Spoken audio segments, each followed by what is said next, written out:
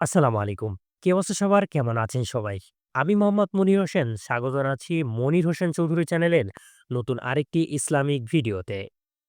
প্রিয় দর্শক, আজ আমি আপনাদের নিয়ে এসেছি মসজিদে নববী সাল্লাল্লাহু আলাইহি ওয়াসাল্লামের পাশের এক বিশেষ স্থানে। এখানে রয়েছে ইসলামের ৩ মহান সাহাবীর স্মৃতি বহনকারী ৩টি ছোট কিন্তু ঐতিহাসিক মসজিদ। মসজিদে আবু বকর রাদিয়াল্লাহু তাআলা আনহু, মসজিদে ওমর রাদিয়াল্লাহু তাআলা আনহু এবং মসজিদে আলী রাদিয়াল্লাহু তাআলা আনহু। এই ৩ মসজিদই রাসূল সাল্লাল্লাহু আলাইহি ওয়াসাল্লামের জীবনের স্মৃতি ধারণ করে আছে, যা মদিনার হৃদয়ে নববী মসজিদের উত্তর-পশ্চিম পাশে অবস্থিত। দূর থেকে যখন এই মসজিদগুলো দেখা যায়, তখন মনে হয় এগুলো যেন নববী মসজিদের এক অংশ। কিন্তু না, এগুলোর আলাদা ইতিহাস আছে। প্রতিটি মসজিদ ইসলামের এক বিশেষ অধ্যায়কে মনে করিয়ে দেয়। প্রথমে আসি মসজিদে আবু বকর রাদিয়াল্লাহু তাআলা আনহু কথায়। এই মসজিদটি নববী মসজিদের উত্তর-পশ্চিম দিকে প্রায় ৩০ মিটার দূরে মসজিদে গামামার ঠিক পাশে অবস্থিত। ঐতিহাসিক বর্ণনা অনুযায়ী এখান থেকেই আবু বকর রাদিয়াল্লাহু তাআলা আনহু ঈদের নামাজ আদায় করতেন। রাসূলুল্লাহ সাল্লাল্লাহু আলাইহি ওয়াসাল্লাম জীবিত অবস্থায়ও মাঝে মাঝে এখানে নামাজ পড়েছেন বলে কিছু বর্ণনা পাওয়া যায়।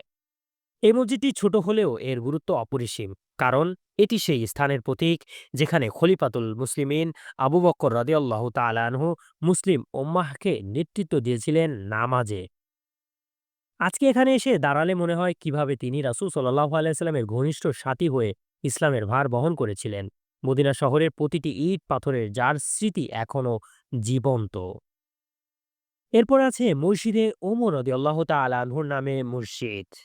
এটি মসজিদে নববীর সাল্লাল্লাহু আলাইহি ওয়াসাল্লামের উত্তর পশ্চিম কোণে মসজিদে আবু বকর রাদিয়াল্লাহু তাআলা আনহুর ঠিক পশ্চিম দিকে অবস্থিত।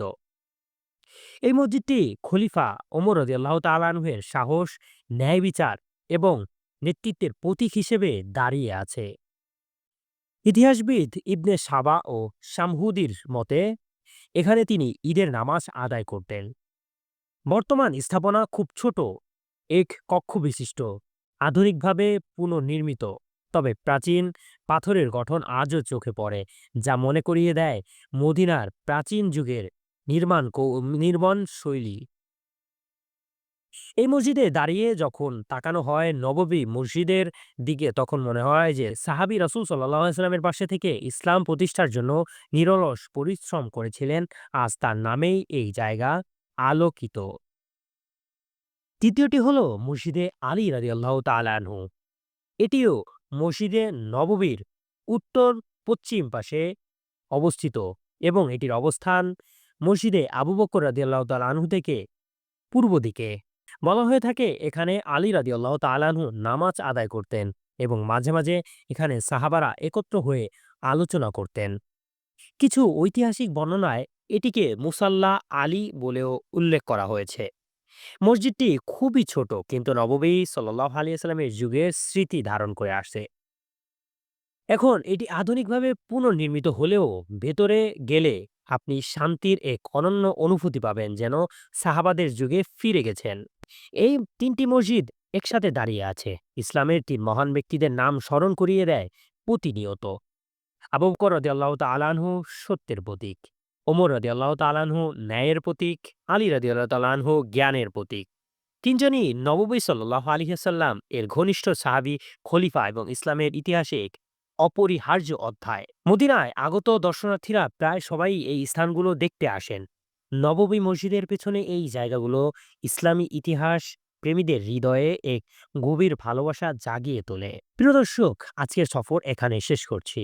মসজিদে নববী সাল্লাল্লাহু আলাইহি ওয়াসাল্লামের পাশের এই ৩টি মসজিদ শুধু পাথর বা ইটের স্থাপনা নয়, এগুলো আমাদের ইমানের ইতিহাস, সাহাবাদের ভালোবাসা আর ইসলামের বিজয়ের সাক্ষী। আপনিও যদি মদিনায় আসেন, একবার হলেও এই ৩ মসজিদে গিয়ে সালাত আদায় করে আসবেন। হয়তো এখান থেকে আপনার মনে নতুন এক আত্মিক জাগরণ আসবে ইনশাআল্লাহ। প্রিয় দর্শক ও শ্রোতাবৃন্দ, ভিডিওটি ভালো লাগলে লাইক দিন, শেয়ার করুন আর চ্যানেলটি সাবস্ক্রাইব করতে ভুলবেন না। দেখা হবে আমাদের পরবর্তী ভিডিওতে। সে পর্যন্ত সকলে ভালো থাকুন, সুস্থ থাকুন। আমাদের জন্য দোয়া করুন। আমি আপনাদের জন্য দোয়া করি। আসসালামু আলাইকুম ওয়া রাহমাতুল্লাহি ওয়া বারাকাতুহু। আল্লাহ হাফেজ।